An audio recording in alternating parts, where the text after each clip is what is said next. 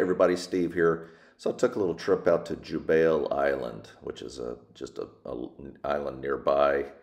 It's in between Yaz Island and Saadiyat Island, but it's a new housing development going in there. But one of the things they have there is a big mangrove forest, and this is the trail going around. It's about 2 kilometers going around. I'm going to take you along with you and talk a little bit about the mangroves. So these are, no, those are not monkeys, those are kids. I just realized. Boy, man, they were having a good time. No, so these are growing the tidal areas on the Arabian Gulf there, and this is low tide now. So a lot of this, when it's high tide, there'll be a little bit of water there. Of course, it comes up, but the mangroves grow and protect the coastal areas there. And there's a lot of things. The Arabian Gulf, it's about 1,000 kilometers long, and max depth of about 120 meters, about 300 feet. So, or a little more than 300 feet, but it's some of the world's harshest environmental conditions there. I can tell you that. Temperature, it gets pretty hot. Salinity, so there's not much water that comes into the Arabian Gulf, obviously. There's no big rivers or anything. So the water gets pretty salty. As you can see there, see the little fish going along in the water there? There's lots of life teeming in this area. Of course, it was a beautiful day today. But fish, there's just, that's a whole school of little tiny fish there. It's a whole ecosystem in the mangrove forest there. The tides rise and fall, and these mangroves help protect the coastal areas and the coral reefs and things like that. There's all kind of benefits from these mangrove forests. This is some sort of heron going along. Of course, all those little fish around, boy, he was having a field day. I watched him get one. Barely caught him though. So there's all kind of little fish there, but you can see beautiful all the trees around and everything else. And I'll talk a little bit more about the mangroves and everything else as we go along here. He's on the hunt. He looks hungry. See how he does. I think he does get one fish. Yeah, I don't think I caught it, but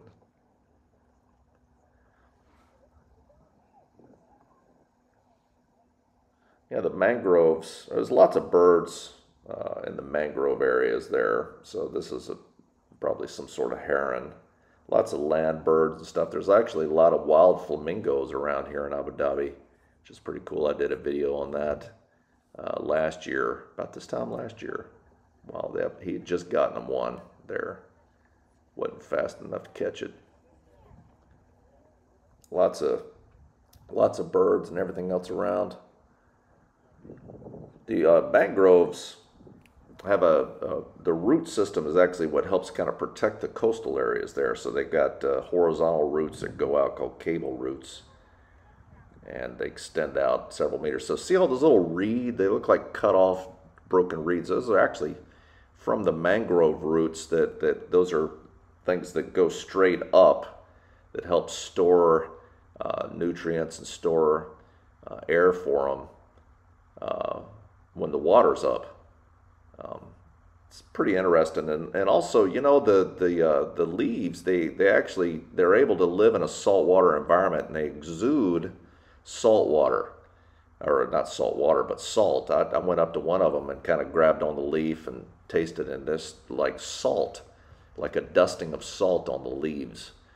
It's pretty cool that they can live in such harsh environments, but they're very much protected there in Abu Dhabi. Obviously, they want to keep these mangroves growing because they protect the coast. So there's a very there you see some fish moving there along the water. Little tiny fish.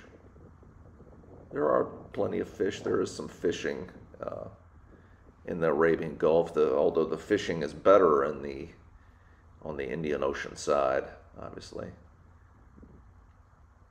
But they do a lot of oyster collecting, and that was kind of what it started. These are little holes, so when it dries out, the crabs go in there. There's little tiny crabs all over the place there, and all those little holes are probably, each one of them probably has a little crab in it. It's kind of neat. So some of the areas are, you know, there's little tidal creeks that go through. Some of the areas are a little deeper, and in the deeper areas are the bigger fish. I don't know if you can see, I'm kind of pointing at them there. You barely see them. Bigger fish. They go after the little fish. There you go. You could kind of see one there up at the top, a couple of them. A little bigger fish. What types of fish? I'm not sure. Hamor maybe? I'm not sure. I don't really know the fish around here very well.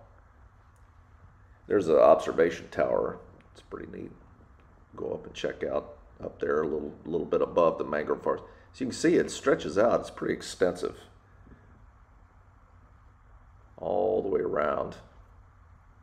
There's one here. There's one on the eastern side of the Abu Dhabi peninsula there. So, but they built this walkway all the way around through. Again, it's about a 2-kilometer trail all the way around, and let you kind of walk through. It's really cool. And of course, it was a beautiful day. Looking around. This is looking off to the east, I'm going to say. This is looking off towards the west, back towards Abu Dhabi. That's some of Abu Dhabi in the distance. There's some more Abu Dhabi. That's looking west. Yeah, that's Abu Dhabi there, Reem Island. Walking along. So, like I said, the Arabian Gulf, it's pretty salty, real high salinity. So, of course, back in the day, salt was a big thing. So, typical ocean, it's about 35 parts per thousand, the salinity in most oceans. In the Arabian Gulf, it exceeds 43 parts per thousand, can reach up to 70 parts per thousand. Lots of shallow regions, high evaporation rates, and again, low freshwater input. There's just not many rivers at all going through there, but you can see some of the fish again going through. So as the water I think was starting to come back in, so it had been low tide and was coming back in. These are salt collectors.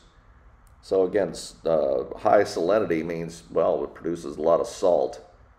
They put some water in the troughs there and let it evaporate out and scrape the salt out, growing on the sides too. Some more pictures as we went along. But the mangroves, it's pretty amazing how the mangroves have adapted to live in this high salinity water.